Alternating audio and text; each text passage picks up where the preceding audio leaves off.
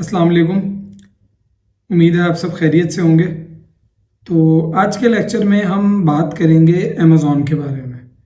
सबसे पहले तो हमें ये समझना पड़ेगा कि अमेज़ॉन क्या है।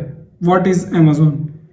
अमेज़ॉन इस वक्त दुनिया की सबसे बड़ी ऑनलाइन मार्केट प्लेस है, जहाँ पे सेलर्स आते हैं अपनी चीज़ें सेल करने के लिए और बायर्स आते हैं अपनी ज़रूरत की चीज़ें परचेज़ करने के लिए। जस्ट लाइक अ दुकान। आप फिज़िकली किसी दुकान के ऊपर जाते हैं तो दुकान को समझ लें कि वो अमेज़ॉन की मार्केट प्लेस है। वहाँ जो चीज़ सेल करने वाला बंदा है उसको हम सेलर कहेंगे, और जो चीज़ परचेज करने वाला बंदा जा रहा है उसको हम बायर कहेंगे।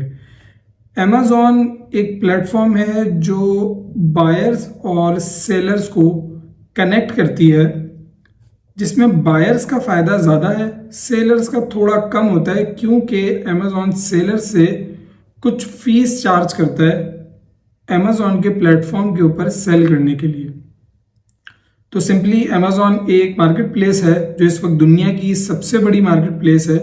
ऐसी बहुत सारी मार्केट प्लेसेस और भी हैं, जैसे कि हमारे पाकिस्तान में दराज है, बट अमेज़ॉन इस वक्त सबसे बड़ी दुनिया की मार्केट प्लेस है और वो कनेक्ट करती है बायर्स और सेलर्स को। देन हम बात करेंगे कि अमेज़ॉन ही क्यों। हम दराज के ऊपर भी तो सेलिंग कर सकते थे, या हम दराज को भी सीख सकते थे, या उसके अलावा हम वॉलमार्ट को सीख सकते थे, हम ईबे को सीख सकते थे, ईट से है, शॉपी है, लज़ादा है, नून है। इसके अलावा और भी बहुत सारी इस तरह की ई कॉमर्स वेबसाइट्स हैं, लेकिन हम अमेज़ॉन के बारे में ही क्यों सीख रहे हैं? देखिए, अमेज़ॉन इस वक्त की दुनिया की सबसे बड़ी मार्केट प्लेस है, एज आई टोल्ड यू। अगर आप थोड़ी देर के लिए सोचें कि आपने पैसे कमाने और आपके पास दो ऑप्शंस हैं।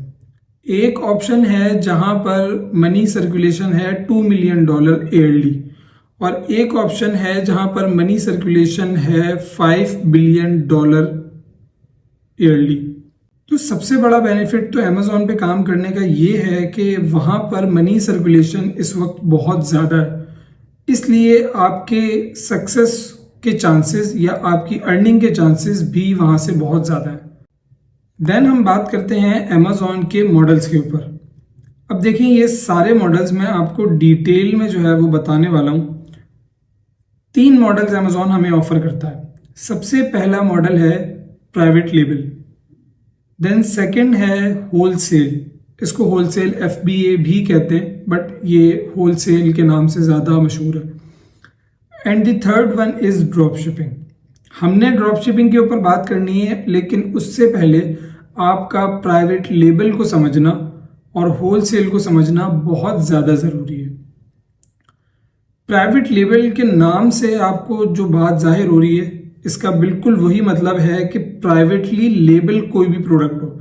मतलब मेरे पास एक माउस है, जैसे कि ये माउस है, इस माउस को अगर मैं अपना लेबल लगा देता हूँ, जैसे ये A4 टेक का माउस है, इसके ऊपर A4 टेक का लेबल लगा हुआ है, तो ये मेरी बनाई हुई चीज़ हो गई। मतलब मैंने एक कंपनी क्रिएट की, उस कंपनी के अंदर मैंने इसकी मैन्युफैक्चरिंग की खुद, और उसके ऊपर अपना लेबल भी लगा दिया। तो ये हो जाएगा मेरा प्राइवेट लेबल। हम इसके ऊपर ये क्लेम कर सकते हैं कि भाई this product is belongs to me, और कोई इसको मेरी परमिशन के बगैर ना तो सेल कर सकता है, ना ही इसको मेरी बगैर परमिशन के यूज़ कर सकता है।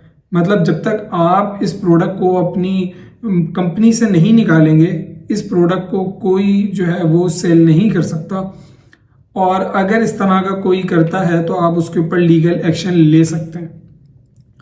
उसके बाद आ जाता है होलसेल। अभी मैं आपको इसकी प्रैक्टिकल एग्जांपल्स भी दिखाऊंगा, बट अभी मैं आपको सिर्फ थोड़ी सी एक थ्योरी एक्सप्लेन करने की कोशिश कर रहा हूँ।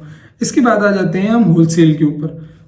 होलसेल का मॉडल बहुत सिंपल है कि कोई भी मैन्युफैक्चरर था, उसने अपनी प्रोडक्ट बनाई, और बनाने के बाद अब उसकी प्रोडक्ट मार्केट में आने के लिए तैयार है, बिल्कुल रेडी है। आप उस मैन्युफैक्चरर के पास जाते हैं और आप उससे बोलते हैं कि यार मुझे आपकी प्रोडक्ट सेल करनी है, तो आप मुझे बल्क क्वांटिटी में अपनी प्रोडक्ट दे दें, मैं इसको आगे सेल करूंगा। अगर तो मैन्युफैक्चरर इस बात पे राज़ी हो जाता है, अगर तो मार्केट में उसकी प्रोडक्ट की प्राइस थी $20, तो आप उससे जब बल्क क्वांटिटी में परचेज करेंगे आपको वो थोड़ी सी कम प्राइसेस के ऊपर प्रोडक्ट देगा। फर्ज करेंगे उसने आपको दे दी $10 के ऊपर, उसने हाफ अपनी जो प्राइस थी उसको कम कर दिया आपके लिए, क्योंकि आप बल्क क्वांटिटी में परचेज कर रहे हैं। अब आपके पास एक प्रोडक्ट आई है जिसकी प्राइस है $10, आप उस प्रोडक्ट को दोबारा मार्केट में रीसेल करके अपना प्रॉफिट बना सकते हैं। ये बिल्कुल सिंपल होलसेल का वही मॉडल है जैसे हम आम रूटीन के अंदर या फिजिकल मार्केट्स के अंदर होलसेल का बिजनेस देख रहे होते हैं। उसके बाद आ जाती है ड्रॉप शिपिंग। अब ड्रॉप शिपिंग थोड़ा सा कॉम्प्लिकेटेड है बट इंटरेस्टिंग है। ड्रॉप शिपिंग के अंदर क्या होता है कि भाई आपके पास इन्वेस्टमेंट थी नहीं, अब आप चाह रहे हैं कि मैं बिजनेस करूं, मैं कोई प्रोडक्ट सेल करूं। आपके पास पैसे नहीं है तो आप खुद बना भी नहीं सकते, आप बल्क में परचेज भी नहीं कर सकते। तो आप क्या करेंगे कि आप गए मैन्युफैक्चरर के पास और आपने उससे जाके बोला कि भाई ये आपकी प्रोडक्ट है, आप मुझे इसकी प्राइसेस बता दें। मैन्युफैक्चरर ने बोला कि मैं इस प्रोडक्ट को $20 का सेल कर रहा हूँ। आपने बस देखा कि यार ये बंदा $20 का इसको सेल कर रहा है और आप वहाँ से वापस आ गए। अब आप मार्केट में इस प्रोडक्ट को सेल करना शुरू करेंगे। मतलब आपने उससे बात कर ली कि यार मैं आपकी प्रोडक्ट जो है ना वो आगे सेल करूँगा, और अगर मेरी प्रोडक्ट सेल हो जाती है, मेरे पास ऑर्डर आता है, तो मैं आपसे परचेज कर लूँगा। वो इस चीज़ के ऊपर राज़ी हो जाता है। देन आप इस प्रोडक्ट की मार्केटिंग स्टार्ट करेंगे। अगर आप ई कॉमर्स के थ्रू उस प्रोडक्ट को सेल कर रहे हैं तो आप इसकी मार्केटिंग स्टार्ट करेंगे। पीछे से आपको मिल रही थी $20 की, आगे आप इसको सेल करेंगे $30 का। बीच का जो $10 प्रॉफिट है वो सीधा सीधा आपका होगा। जब आपके पास कोई ऑर्डर आएगा तो आप इस ऑर्डर को रीडायरेक्ट कर देंगे मैन्युफैक्चरर के पास कि भाई आप ये प्रोडक्ट बनाते हैं और आपने ये सेल करनी है, आप $20 की सेल कर रहे हैं, तो ये मेरा ऑर्डर है और फला फला मेरा एड्रेस है, आप इस एड्रेस के ऊपर इस प्रोडक्ट को शिप कर दें। सिंपल। और जो $10 आपको बीच में बचे थे वो आपका प्रॉफिट हो गया। तो आज के लेक्चर को हम यहीं पे स्टॉप करते हैं। नेक्स्ट लेक्चर से हम इंशाल्लाह प्रैक्टिकल वर्किंग की तरफ आ जाएंगे।